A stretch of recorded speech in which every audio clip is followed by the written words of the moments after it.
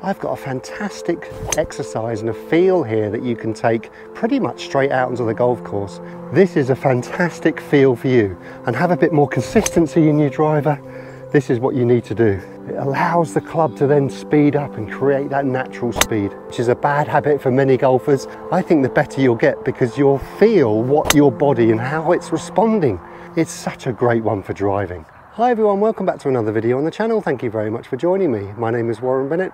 We've got Trev down there behaving himself, although he does have his tennis ball between his legs, so watch this space. In today's video, it's such a good feeling to help with the driver. Many golfers struggle hitting a driver because it's got the least loft, and their swings and their technique don't help with that least loft on the club, so they revert back to the 3-wood.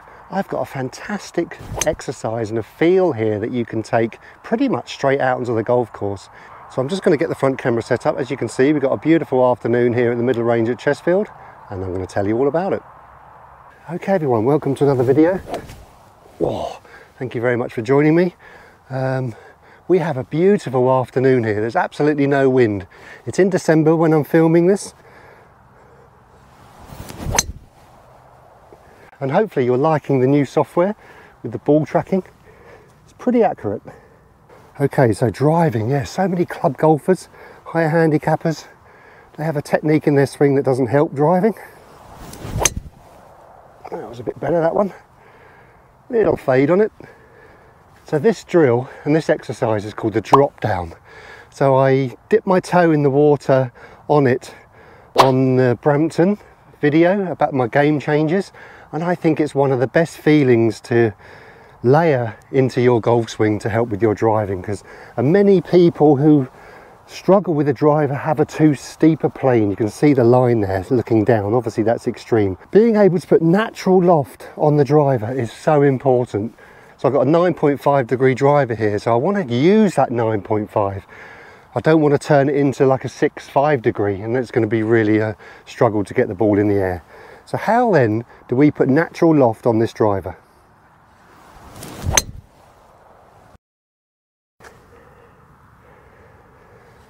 Okay, so this exercise is called the drop down exercise. So what I'd like you to do is take a driver, extend this club back and touch the ground. You don't have to touch the ground, by the way, you can do it in the air. So if you're doing it on some concrete, you can just drop it. And when you get to the top of the backswing, focus on an area behind you where you're going to drop this club down. I'm going to hit the ground just for this purpose. So I'm not moving yet. I'm not moving onto my left side too quickly, which is a bad habit for many golfers.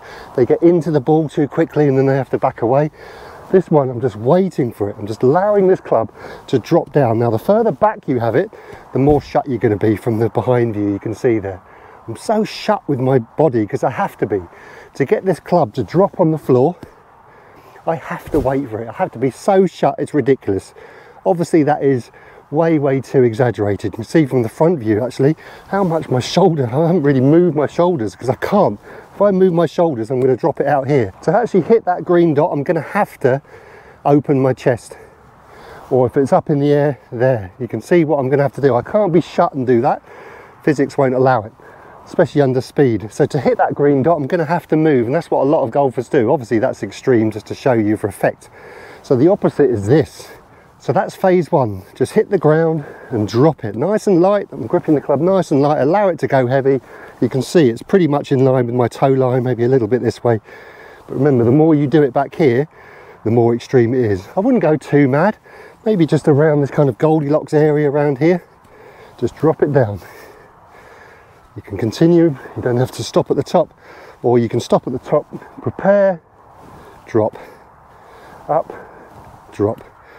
And over a period of time, very quickly in fact, you'll get a sense of what needs to be a little bit passive to allow these arms to drop down. That's what you're doing. You're practicing order here and you're practicing sequence. So if you struggle with your driving, this is a fantastic feel for you. Okay, so that's phase one. And let's get on to phase two. Let's continue our follow through. What does it feel like? What does our follow through feel like from this new position, this extreme down? So we're dropping it, you can see the green dot. From here, I don't want you to hit the ground. I want you to stop about this, where the green light is, about knee height, maybe a bit lower. And from here, we're going to carry on. Don't rush. Make sure you complete this bit first. And then from here, we're going to swing through. You're going to allow the club to swing to pull us through. You can see from the front view there, it's extreme. I don't need it because I haven't got an over the top fault or a steep downswing fault. But from here, we're going to allow this club to swing past us. You can see I'm still looking over there. It won't happen under speed, that is for certain. So we're dropping down, swinging through. That's phase 2. We're really what's called waiting for it. Drop, drop and swing through.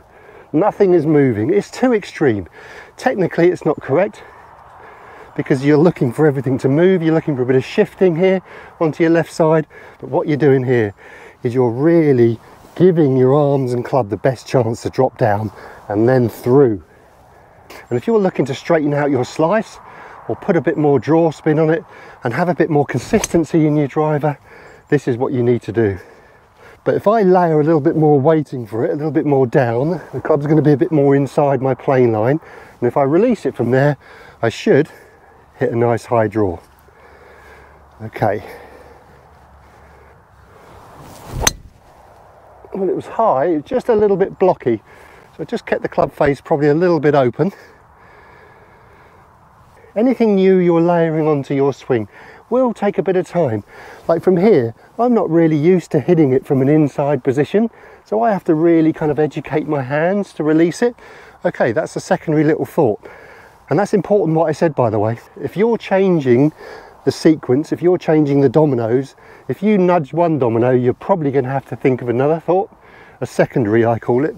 And for me, it's going to be a bit of a release to get that draw spin. And especially if you're used to cutting across it, being outside, if you're now starting to swing a little bit more neutral, your hands aren't educated to release. So you'll probably hit a block like I just did there.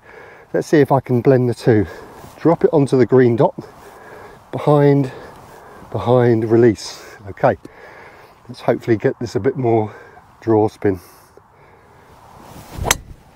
Yes, the best one today. A bit more natural speed as well. And natural speed is something that you don't feel. And natural speed is one of the most important things you can layer on top of your swing. Many golfers put too much effort in and there's not enough speed, but you have to be in the correct place to deliver that club so natural speed gets layered into your swing. So phase 1 is literally just doing the drop down, hitting the floor if you want. If you're hitting it off grass, you can layer it a little bit up if you like. Phase 2 is to do the same, but you're going to continue on and swing through to your finish. So it's a drop and release. And then you're just practicing speeds after that. Obviously with the ball, you don't want to be wasting your balls down at the driving range. Practice your speeds of your practice swing. So that makes sense. So 1 out of 10 would be like this. So I'm really kind of allowing, I can really have some awareness whilst you're in motion. Let's go kind of half speed, maybe it's a little bit less than that. And why you change your speeds is because if you're going to do hundreds and hundreds of them, it gives you the awareness to be in the right place. Because as soon as you layer force and speed, she's probably going to get thrown out. So it's really giving it the best chance to allow this to happen before you let the club pass you. And then you can just layer that into your swing. So practice swing, drop down 1, drop down 1 and then through. And then just layer a little bit of that into your golf swing.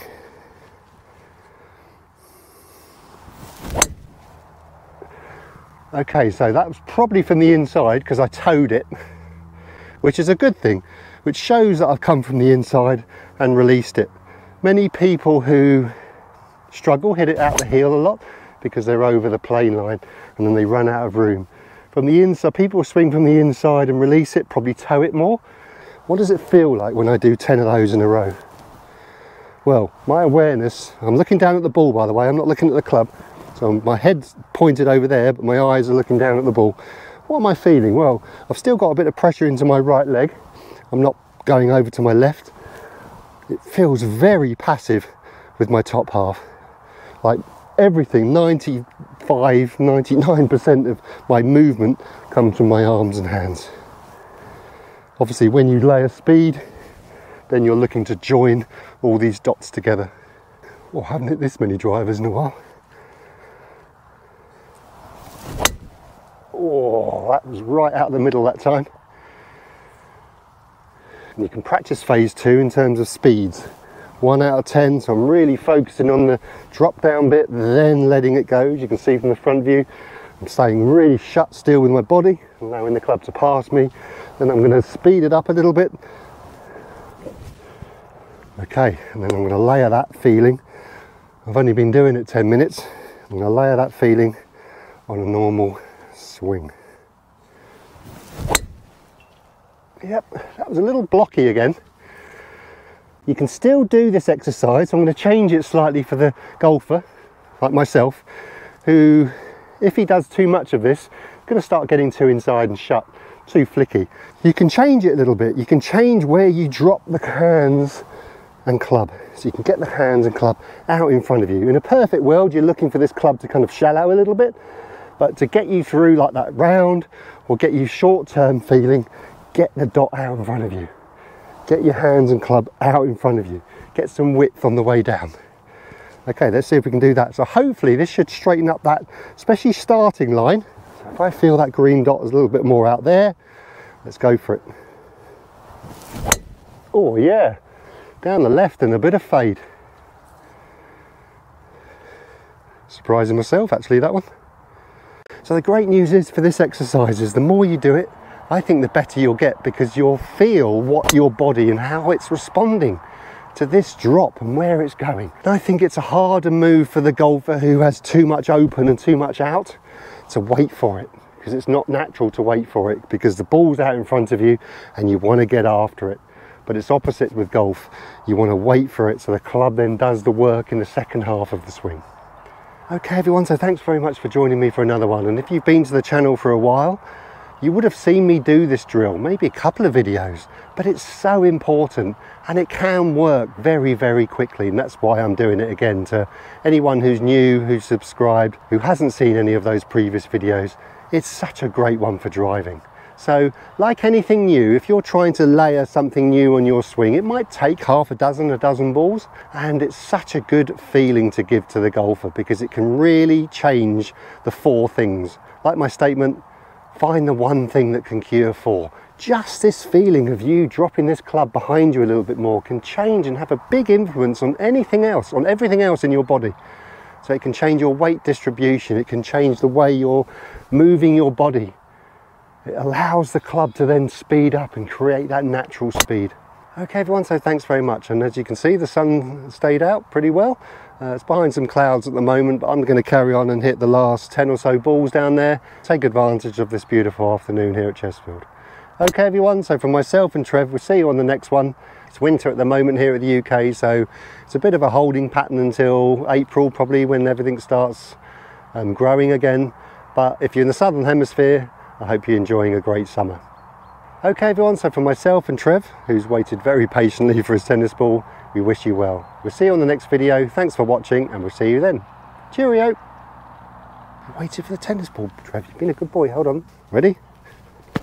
Oh, that would have gone in the bottom left-hand corner for a penalty.